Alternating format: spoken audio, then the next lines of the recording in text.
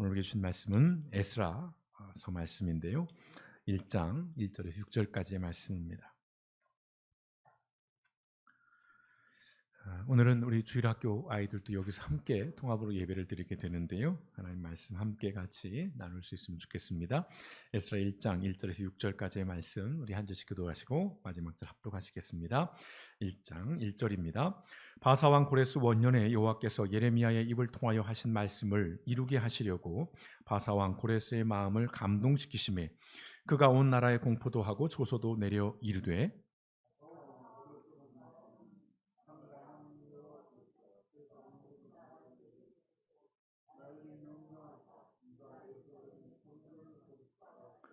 이스라엘의 하나님은 참 신이시라. 너희 중에 그의 백성된 자는 다 유다 예루살렘으로 올라가서 이스라엘의 하나님 여호와의 성전을 건축하라. 그는 예루살렘에 계신 하나님이시라.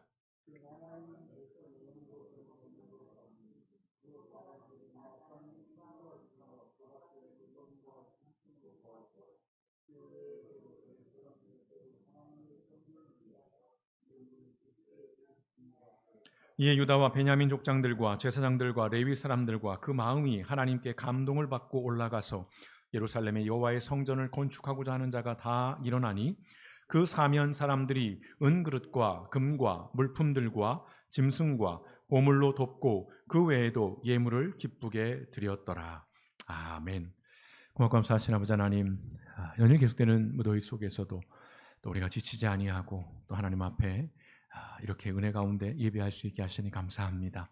매일매일의 삶이 하나님께서 우리에게 주신 선물임을 기억하게 하시고 그 과정에서 이런저런 어려움들을 겪지만 그 속에 하나님의 뜻이 있음을 기억하고 선하신 하나님께서 우리를 향한 그 계획이 재앙이 아니라 화평이요 또한 아버지 하나님이 우리의 평안임을 기억하게 하시옵소서. 그 모든 어려움들 속에서도 지치지 아니하고 포기하지 아니하고 여전히 믿음의 삶을 살아갈 수 있도록 하늘의 은혜를 더하여 주시옵소서. 오늘도 하나님 앞에 귀한 예물을 구별하여 드립니다. 드려진 예물마다 우리 하나님 기뻐 받아주시고 그 쓰임에 합당케 하시며 어려운 시절을 살아가는 우리 길복교회 성도들 그 모든 가정과 직장과 사업장 가운데 하나님께서 특별한 은혜를 베풀어 주시어서 매일매일 아버지 곳곳이 마르지 아니하게 하시고 있어야 할 것과 필요한 것들이 주 아버지 하나님 모자람이 없는 그러한 인생들이 되어질 수 있도록 하늘의 복을 넘치도록 부어 주시옵소서.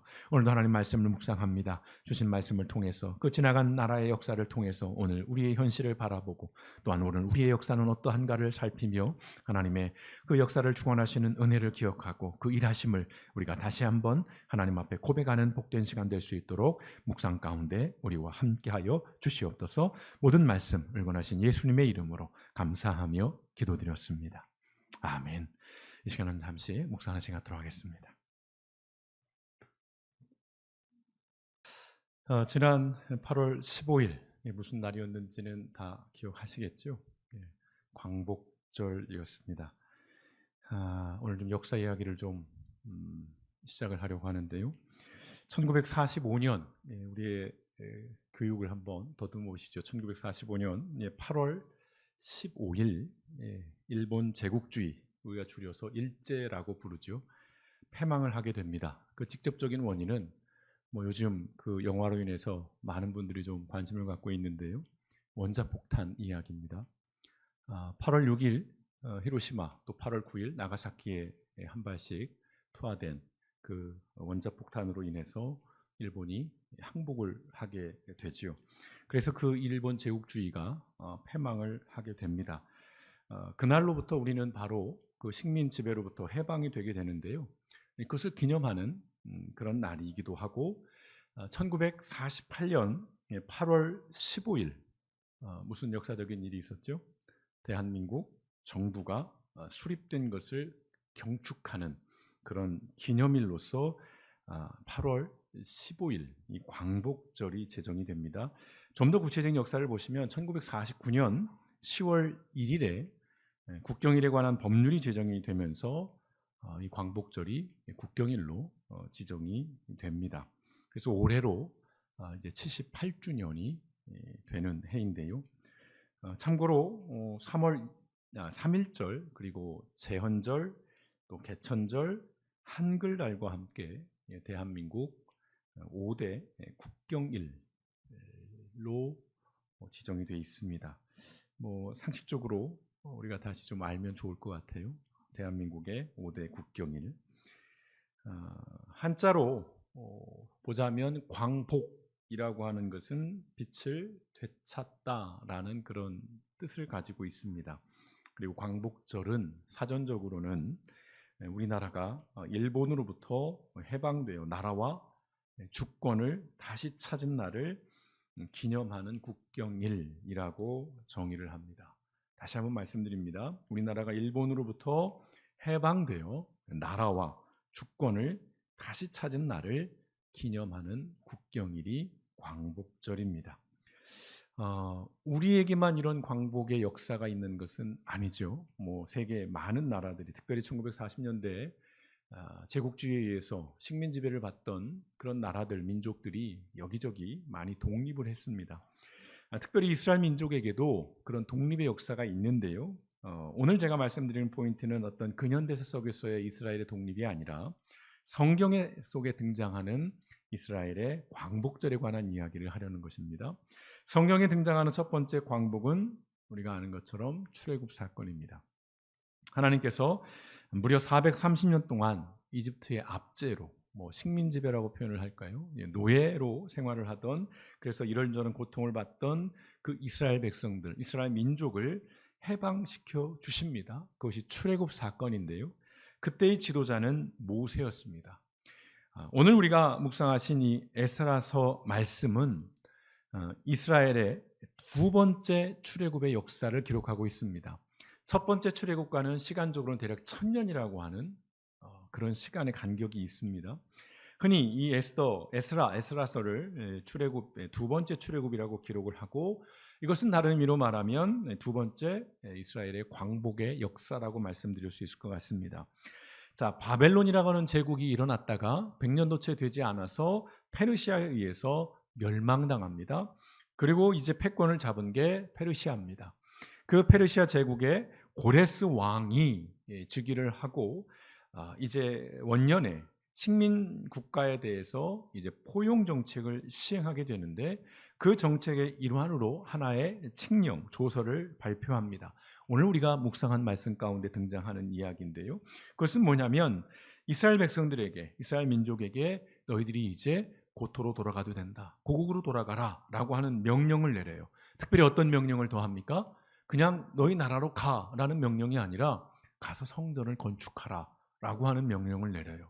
참 이상하죠? 고레스가 우리를 식으로 표현하면 그리스도인도 아니에요. 하나님을 믿는 그런 기독교인도 아닙니다.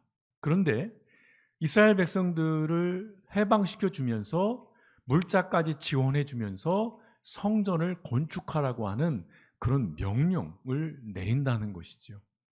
참 여기서 우리가 역사에 대한 많은 묵상들을 하게 됩니다. 세속의 역사입니다. 거기는 하나님을 믿는 선택받은 백성도 아니고요. 세계사 속에서는 전혀 하나님과는 관계없는 그런 일들인데, 오늘 성경에서는 그 페르시아 제국이 이 이스라엘 민족들에게 다시 고국으로 돌아가라고 하는 명령과 함께 하나님의 성전을 건축하라고 하는 그런 명령을 내리는 것이죠. 오늘 말씀을 이따 좀 살펴보시겠지만 그러한 역사의 중심에 하나님이 있다는 것을 우리가 다시금 기억했으면 좋겠습니다.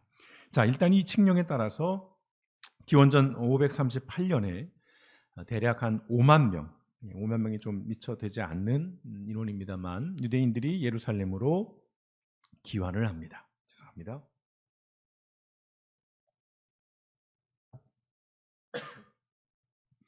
자, 이것이 1차 포로 귀환입니다. 자, 이 1차 포로 귀환을 이끌었던 지도자는 수룹바벨이라고 하는 인물입니다. 자, 이 이름은 이름에서 우리가 유추해 볼 수 있을 텐데요. 바벨론에서 태어난 자 또는 바벨론의 후손이라는 그런 뜻을 가진 이름입니다. 역사적으로 보면 이 수룹바벨이라고 하는 인물은 남왕국 유다의 여호야긴 왕의 후손입니다. 근데 바벨론에서 나고 자란 인물이에요. 예루살렘을 단 한 번도 경험해 보지 못한 사람입니다.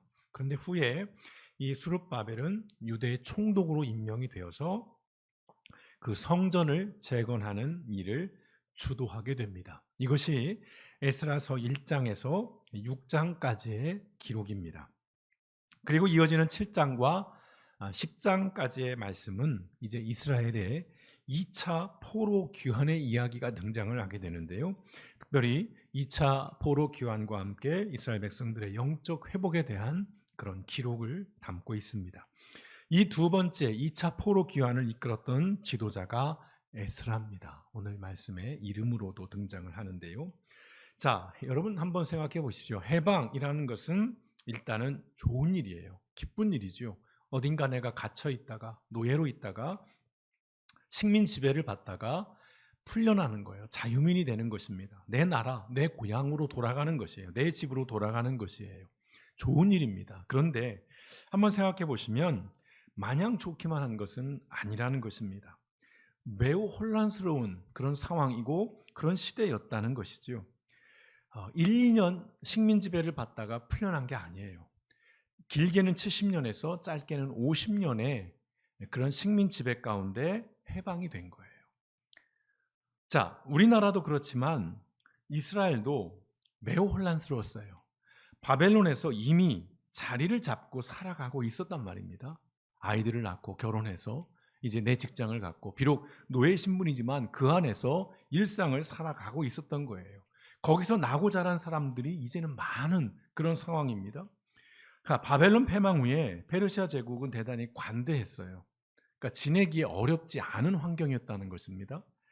자, 그런데 이제 귀환을 해야 한다라고 할 때 오히려 외국은 어디냐면 페르시아가 아니라 바벨론, 그 예루살렘이라는 것이죠.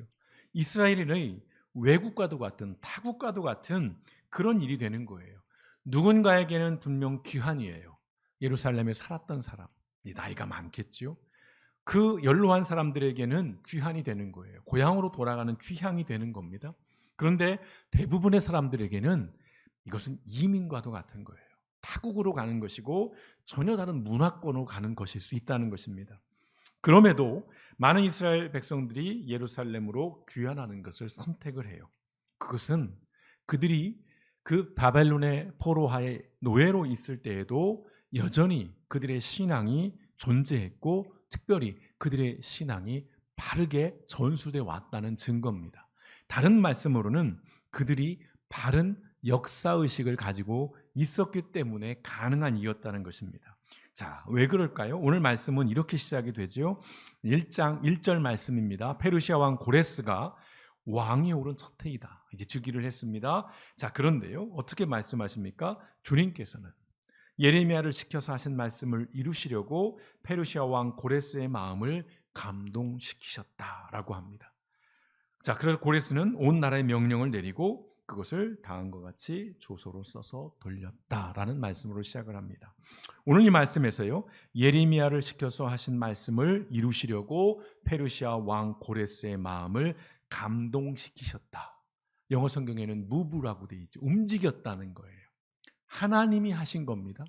고레스가 스스로 그 마음을 돌이켰거나 감동을 받은 것이 아니라 하나님에 의해서 이 일들이 이루어져 가고 있는 거예요. 특별히 예레미야 선지자를 시켜서 하신 말씀을 이루시려고 하는 그 대목. 자, 이게 어떤 말씀이냐면요. 하나님께서 예레미야 선지자를 통해서 이제 바벨론에서 포로 생활을 하고 있는 유대인들에게 뭐라고 말씀하셨냐면 이렇게 말씀하십니다. 예레미야 29장 14절 말씀에 보시면요. 자, 나 여호와가 말하지만 너희는 분명히 나를 만나게 될 것이며 나는 너희를 포로 생활에서 해방시켜 내가 쫓아보낸 모든 나라와 지방에서 너희를 모아 다시 너희 땅으로 돌아오게 하겠다. 이것은 나 여호와의 말이다. 예레미야 선지자는 바벨론 포로 생활 가운데 하나님께 세우신 선지자예요. 아직 해방 전입니다. 그때 무슨 말씀을 하신 거예요? 너희들을 해방시켜 줄 거야. 때가 이르면 다시 너희들을 예루살렘으로 이스라엘로 돌아가게 해줄 거야. 이건 하나님의 말씀이야 라고 이미 예언을 한 그 말씀을 이루시기 위해서 고레스 왕의 마음을 움직였다는 말씀입니다. 그래서요, 유대인들은 귀환하라고 하는, 돌아가도 좋다라고 하는 그 칙령을 고레스 왕의 단순히 정치적인 어떤 행위로만 이해하지는 않고 있다는 것입니다. 하나님의 주권에 의한 하나님이 행하시는 역사라는 그런 분명한 인식, 의식을 그들이 가지고 있었던 것입니다. 바벨론 포로 생활하는 중에도 왜 이스라엘이 망했고 왜 우리가 포로가 되고 노예가 되었는지에 대한 명확한 인식이 있었다는 거예요. 그저 하나님을 원망하고 하나님을 저주하고 어떻게 하나님 우리에게 이렇게 할 수 있느냐, 정말 하나님은 나쁘다, 하나님은 무능하다, 하나님은 정말 무관심하다, 이렇게 하나님을 원망하면서 이제 하나님 나는 떠나겠다, 하나님 믿지 않겠다, 난 이제 무신론자가 되겠다, 그렇게 살았던 것이 아니라 왜 우리가 망했지? 우리의 죄악 때문이야. 왜 우리가 포로가 되었지? 그 대가를 우리가 치르는 거야. 그러나 이 모든 일은 하나님이 하고 계시는 거야. 자, 남왕국 왕의 패망은 표면적으로는 당시 강대국이었던 바벨론 제국의 침략에 의한 것이에요. 바벨론의 군사력이 강했기 때문에 멸망한 겁니다. 표면적으로는요. 그러나 본질은 뭡니까? 이스라엘의 불순종과 우상 숭배, 즉 범죄에 대한 하나님의 심판이자 하나님의 징벌이라는 것이에요. 이것은 구약 성경에 끊임없이 하나님께서 선지자들을 통해서 경고했던 말씀이에요. 너희 돌이키지 않으면 너희보다 더 악한 나라들을 손에 너희를 붙여줄 거야. 멸망시키고 너희들 징벌할 거야. 하나님이 하신 말씀인 거예요. 그런 이해를 이들이 가지고 있었다는 것입니다. 그래서 앞서 말씀드렸어요. 자신들의 패망에 대해서 변명하지 않아요. 합리화하지 않습니다. 탓하지 않습니다. 그러한 패망과 포로라고 하는 참담한 사건이 하나님의 통제권 밖에서 일어난 우연한 사건, 어쩌다가 일어난 사건, 재수없이 생긴 사건이 아니라 하나님의 주권 아래에서 일어난 하나님의 역사라는 것을 분명하게 이들이 인식을 하고 있다는 것입니다. 그러니까 그러한 역사인식이 있었기 때문에 그들이 비록 바벨론에서 포로 생활을 했지만 예루살렘에서의 그 신앙을 포기하지 않은 거예요. 계속 다음 세대에게도 그 신앙을 이야기하고 전수한 것입니다. 그랬기 때문에 칙령이 내려진 후에 기꺼이 이들이 짐을 싸서 그 삶의 터전을 다시 정리해서 예루살렘이라고 하는 어찌 보면 이제 그들에게는 낯선 미지의 땅으로 귀환하는 선택을 할 수 있었던 거예요. 왜요? 그 땅은 여전히 하나님의 택하신 백성들에게 주어진 약속의 땅이기 때문에 그런 것입니다. 유대인들의 귀환은 하나님의 계획이 성취되었다라고 하는 그런 의미를 가지고 있는 사건이에요. 그렇기 때문에 귀환한 이들이 가장 먼저 한 일이 뭐였습니까? 성전을 재건하는 거였어요. 그건 고레스가 성전을 재건해라고 했기 때문에 한 것이 아니라 이미 하나님 마음이 어디에 있고 하나님과의 관계를 회복하기 위해서는 무엇을 해야 하는지를 이들이 명확하게 인지하고 있었다는 것입니다. 성전을 재건한 것은 그들의 지난 역사가 무엇을 의미하는 것이고 무엇을 말해주고 있는가를 그들이 정확하게 알고 있다는 것을 보여주는 반증입니다. 유대인들은 하나님과의 깨어진 관계를 회복하는 일이 그 아픈 역사를, 그 패망과 그 식민과 포로의 역사를 반복하지 않는 최선의 길이라는 것을 그들은 알았다는 것입니다. 그런데 문제가 있죠. 이들도 어쩔 수 없는 인간이에요. 여전히 그런 참담한 참혹한 역사를 겪었음에도 사람은 시간이 흘러가면 변질돼요. 이게 어쩔 수가 없습니다. 그러니까 지금도 끊임없이 전쟁이 일어나는 거예요. 그 참혹한 전쟁이 있었고 그걸 경험한 사람들의 증언들이 여전히 있음에도 전쟁이 일어나는 것은 그만큼 인간들의 마음들이 시간이 흘러가면 변한다는 거예요. 그 욕망에 지배당한다는 것입니다. 자, 이제 시간이 흘러갑니다. 대략 60년에서 80년의 시간이 흘러가요. 그때자 이제 유대인들이 이 영적인 나른함에 빠지기 시작합니다. 자, 그 무렵에 이제 2차 귀환이 이루어지는 것입니다. 자, 예루살렘으로 온 율법학자이자 제사장이었던 에스라가 딱 와서 보니 이스라엘이 다시 영적인 나태함, 그 침체에 빠져 있는 것을 봅니다. 그래서 에스라가 이러한 결단을 합니다. 7장 10절 말씀입니다. 같이 읽어볼까요? 시작. 에스라는 여호와의 율법을 연구하고 지키며 그 모든 법과 규정을 이스라엘 백성에게 가르치기로 결심하였다. 다시요. 에스라는 여호와의 율법을 연구하고 지키며 그 모든 법과 규정을 이스라엘 백성에게 가르치기로 결심했다는 겁니다. 자, 에스라는 지나간 역사를 통해서 그들이 무엇이 문제였는지를 제대로 진단한 거예요. 야, 우리가 국방력이 약해서, 우리가 경제력이 약해서, 또는 우리가 인구가 적어서, 또는 우리가 외교를 잘 하지 못해서 우리가 패망했어. 그게 아니라는 거예요. 본질적인 것이 뭐냐면, 그것은 표면적인 것일 수 있어요. 본질적인 것은 뭐냐? 하나님 앞에 불순종했어. 하나님의 말씀을 우리가 듣지 않았고 지키지 않았어. 그러니까 우리가 다시 회복되고 우리가 다시 일어서고 우리가 다시금 그런 비극의 역사를 겪지 않기 위해서는 하나님의 말씀을 배우고 가르쳐야 돼. 이게 에스라의 정확한 진단이었어요. 그래서 처방을 그렇게 내리는 거예요. 무엇이 필요한지. 수룹바벨은 성전을 재건함으로써 이스라엘 백성들의 흩어졌던 영적 구심점을 만들어냅니다. 그리고 이제 에스라는 율법을 통해서, 하나님의 말씀을 통해서 그것들을 가르치고 그것들을 배우게 함으로써 다시 한번 영적 개혁을 이끌어낸다는 것입니다. 바벨론의 포로로 끌려가서 페르시아 제국 아래에서 해방을 맞은 유대인들은 선택을 해야 했습니다. 남아있을 것인지 아니면 예루살렘으로 돌아갈 것인지. 여러분 생각해보면 둘 다 최선은 아닙니다. 어느 면에서 남아있는 것이 좀 더 안전한 선택일 수 있었습니다만은 유대인들은 좀 더 불안하고 좀 더 불확실한 귀환을 선택했다라는 것입니다. 귀환을 선택한 사람들의 마음이 모두 동일한 마음은 아니었을 거예요. 그래서 이 에스라서는 전체적으로 어떤 기조를 띠고 있냐면 귀환한 이스라엘 백성들의 정체성과 의도에 대해서 계속 의문을 가지는 거예요. 저들이 정말 하나님의 백성으로서 이 땅을 택한 것인지, 그리고 이 땅에 와서 저들이 하나님의 백성으로 살기 위해 온 것인지, 아니면 여기 와서 또 다른 어떠한 인생의 다른 목표나 다른 의도를 가지고 온 것은 아닌지, 바벨론이라고 하는 그 문화에서 나고 자란 이들이 동일한 영적인 공동체로서, 신앙 공동체로서 세워질 수 있는지 끊임없이 의구심을 갖고 그 문제를 해결하기 위해서 이들이 집중한 것을 봅니다. 예루살렘으로 귀환한 유대인들이 서로 갈등하면서 혼란스러운 상황을 만들어낼 수 있었지만 탁월한 지도자였던 수룹바벨과 에스라의 헌신으로, 우리가 다 살펴보진 않았지만 수룹바벨이 성전을 재건하는 과정에서 그 지역에 토착해 있던 이들이 반대를 하게 됩니다. 방해를 하게 돼요. 이제 이 역사들이 더 자세하게 기록이 등장하게 되는데요. 그래서 성전 건축이 10여 년가량 중단되는 그런 일들도 있었어요. 그러나 포기하지 않고 끝까지 그 일들을 이끌어낸 것이지요.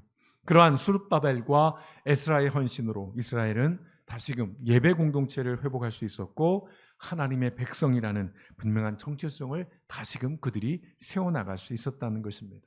다시 말씀드려요. 그것이 가능했던 것은 역사를 주관하시는 하나님이 손이 임했지만 그것을 실질적으로 이뤄낸 사람은 수룹바벨과 에스라라고 하는 이 지도자들이고, 이들뿐만 아니라 이들의 뜻에 마음을 같이 했던 유대인들, 그 대대수가 그 역사와 그 정체성에 대한 분명한 인식과 이해를 가지고 있었던 그 유대인들의 협력과 그 동의하에 가능했다라고 하는 것입니다.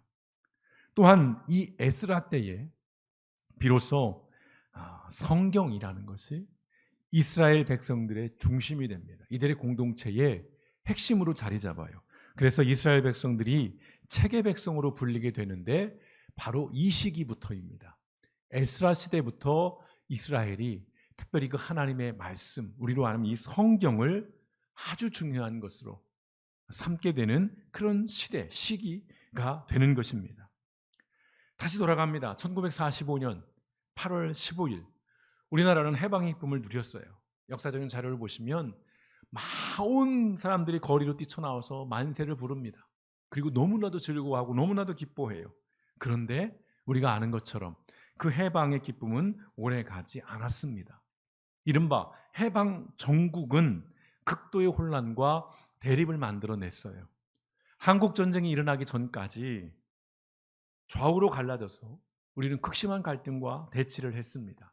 반탁, 신탁 이런 거 기억하실 겁니다. 그토록 염원했던 해방을 얼마나 간절히 원했습니까? 그래서 얼마나 많은 이들이 우리나라에서 또 만주에서 또 해외에서 나라의 독립을 위해서 목숨을 바치고 재산을 바쳐 싸웠지 않았습니까? 그렇게 염원을 해서 맞이한 해방이었지만 그 복잡한 이해관계와 손익계산으로 인해서 사회는 또 분열되고 또 분열되어 버렸습니다. 그 결과가 뭡니까? 우리나라는 분단이 된 것이죠. 예. 또한 한국 전쟁이 벌어집니다. 그리고 전 세계에서 지금까지도 유일한 분단 국가로 남아 있습니다. 남과 북으로 나뉘어진 그때의 역사가 지금 오늘 우리의 역사에 남겨진 후과가 너무나도 커요. 지금도 우리는 그 대가를 치르고 있는 중입니다. 여러분 한번 상상해 보십시오. 우리가 남과 북으로 나눠지지 않았다면, 우리가 한국 전쟁을 벌이지 않았다면 지금 우리나라의 위상이 어땠을까요? 지금 우리나라의 힘이 어땠을까요? 여러분 그것은 우리가 상상을 해본다면 너무나 통탄할 일이에요. 분열되지 않았다면, 나눠지지 않았다면 지금 이런 비싼 대가를 치를 이유가 없는 것이에요. 그래서 필요한 것이 우리에게 바른 역사의식이라는 것입니다. 왜요? 그래야 비극적인 역사가 반복되지 않기 때문입니다. 제가 말씀드리는 것은 세속에 관한 역사를 다시 말씀드리는 것이 아니에요. 여러분 역사를 주관하시는 분은 하나님이십니다. 역사의 주인은 하나님이세요. 고레스가 칙령을 내렸지만 그 마음을 움직인 것은 하나님이신 것입니다.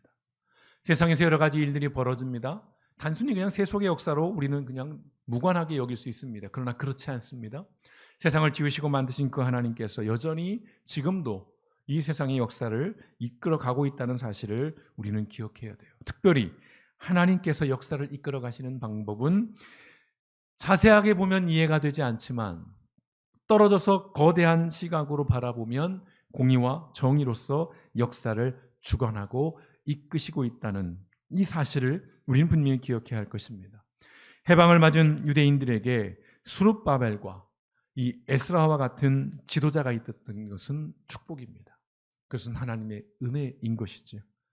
만약 이러한 지도자가 없었다면 다시 그들이 예루살렘으로 돌아왔을 때 엄청난 혼란을 겪었을 것이고 또 다른 갈등으로 인해서 또 다른 비극이 벌어졌을 거예요. 그러나 이들에게는 수룹바벨과 에스라가 있었습니다.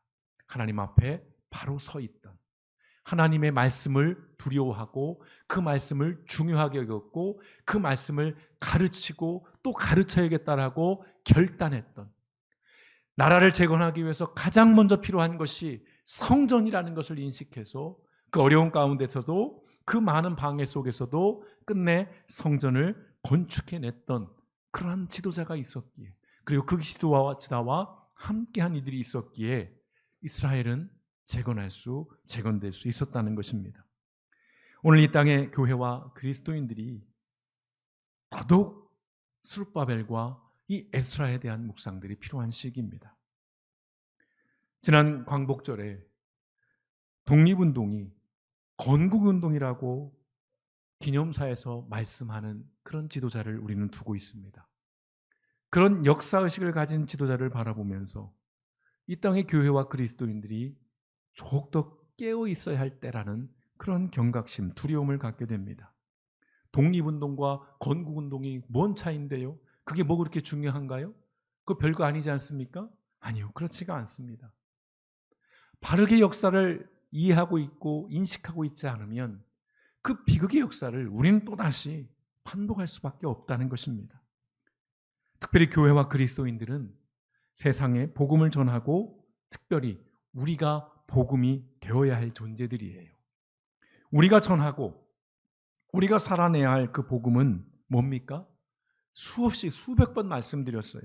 세상은 더러운 곳이고 세상은 타락했고 세상은 악한 곳이고 세상은 하나님과 관계없는 곳이니까, 교회와 상관없는 곳이니까 그저 외면하게 살고 또는 적당히 살다가 또는 아무 관심 없이 살다가 죽어서 천국 가는 것, 그게 복음이 아니라는 것입니다. 그게 복음의 삶이 아니라는 것이에요. 그럼 뭡니까? 수룹바벨과 에스라처럼 죄로 황폐화된 땅에서 하나님을 예배하고 하나님의 말씀으로 그 땅을 회복하고 치유하는 것, 그게 복음이고 그게 복음이 되는 것입니다. 비극의 역사를 반복하지 않기 위해서는 스룹바벨과 에스라와 같은 지도자와 그러한 시민들이 필요한 때입니다. 사람들은 저마다 각자의 이익과 신념과 이해관계에 따라서 역사를 해석하고 현실을 이해해요. 그렇잖아요. 해방 전국에 대한 다양한 시선이 있다는 것 언젠가 한번 같이 말씀을 드렸어요. 일본의 식민 지배에 대해서도 지금 다양한 이해관계가 있습니다. 그걸로 인해서 우리가 근대화를 이룰 수 있었다. 오히려 일본으로 인해서 우리가 발전할 수 있었다. 이걸 주장하는 사람들이 있습니다. 그들이 교수고 그들이 사회 지도층입니다. 그들이 권력을 가지고 있고 그들이 돈을 가지고 있어요. 그러한 자들이 그러한 역사 이해를 가르칩니다. 그런데 또 한편에서는 우리 식민의 역사는 수치스러운 역사이고 우리 민족의 비극이라는 그런 역사를 가지고 있는 일도 있습니다. 그래서 누군가는 정부 수립이라고 말하고 누군가는 건국이라고 말합니다. 그래서 첨예하게 대립을 하고 있어요. 우리는 정신을 똑바로 차려야 합니다. 여기서 우리가 바른 역사의식을 갖고 있지 않으면 우린 또 다른 비극을 겪고요. 하나님, 왜 그것이 교회에서 그 얘기를 할 이유가 뭡니까? 다시 말씀드려요. 하나님의 역사예요. 하나님의 역사입니다. 우리는 구경꾼이 아니에요. 하나님이 다 하시겠지? 아니요. 하나님이 누구를 통해서 일했습니까? 예레미야라는 선지자를 통해서 하나님의 말씀을 전했습니다. 스룹바벨이라는 자를 통해 성전 건축을 이끌었어요. 에스라를 통해서 영적인 각성과 부흥을 이끌었습니다. 하나님의 사람들은 하나님의 역사를 이끌어가는 증인들이에요. 동역자들이라는 겁니다. 그저 팔짱 끼고 하나님이 하시겠지가 아니에요. 왜 우리를 부르셨어요? 왜 여러분이 예수 믿게 하셨습니까? 왜 교회를 세우셨어요? 그것은 우리가 살아가는 이 세상 속에서, 이 현실 세계 속에서 우리가 복음이 되라는 거예요. 예수 잘 믿고 천국 가라는 그 복음이 아니라 우리가 사는 세상을 하나님의 나라로 변화시켜가는 그러한 세상으로 만들어가라는 것입니다. 약자들을 돌봐주고 힘없는 자들을 지지해주고 그들의 대변자가 되어주고 불의하고 부정한 것들을 바로잡아주고 그래서 억울한 이들이 없게 만들어주고 그러한 일들을 위해서 교회를 만들어 주셨고 우리를 세워주신 겁니다. 그게 하나님의 역사예요. 그 하나님의 역사를 이뤄가는 것이 복음의 역사인 것이고 그것이 복음의 삶인 것입니다. 그래서 우리는 그 어느 때보다도 우리의 역사에 대해서, 우리 현실에 대해서 바르게 해석하고 분별하는 일들이 필요하다는 것입니다. 교회와 그리스도인은 하나님의 시선으로 세상을 바라보고 하나님의 마음으로 세상을 이해해야 한다는 것입니다. 전쟁을 말하고 편을 나누는 것은 교회가 아니에요. 오늘날 제가 무서운 건 뭐냐면요. 정치인들이 전쟁을 말하는 것이 아닙니다. 군인들이 전쟁을 말하지 않아요. 누가 말합니까? 교회가 전쟁을 말하고 있어요. 오늘 한국에 있는 교회들, 여러분 주일마다 전쟁을 얘기하는 교회들이 너무 많습니다. 특별히 큰 교회들이 그런 이야기를 해요. 전쟁하자는 거예요. 여러분, 교회 아닙니다. 그리스도인 아니에요. 복음이 아닙니다. 저는 전쟁을 겪어보지 않았어요. 그러나 여러분 역사 자료를 통해서 보세요. 얼마나 참혹한지. 히로시마와 나가사키에 원자폭탄이 떨어지기 이전에 도쿄에서만요. 그냥 재래식 무기로 25만 명이 죽었어요. 잘 죽었네? 아니요. 무고한 시민들이 죽은 거예요. 25만, 여러분 상상이 되십니까? 그렇게 죽어나가도 포기하지 않았어요. 항복하지 않았어요.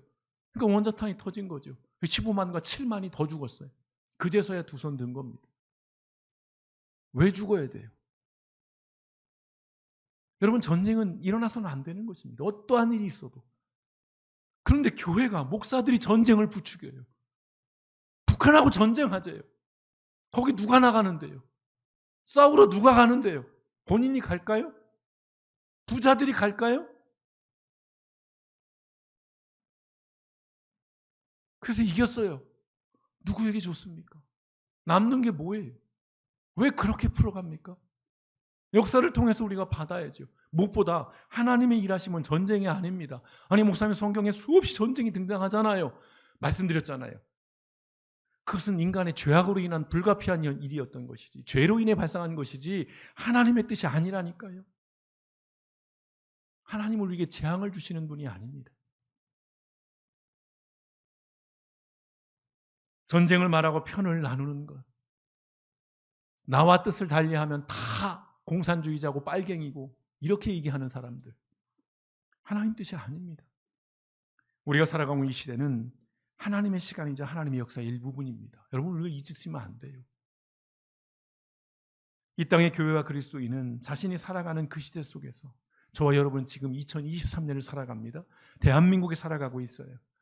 이 시대에 우리가 복음의 삶을 살아가야 된다는 것입니다.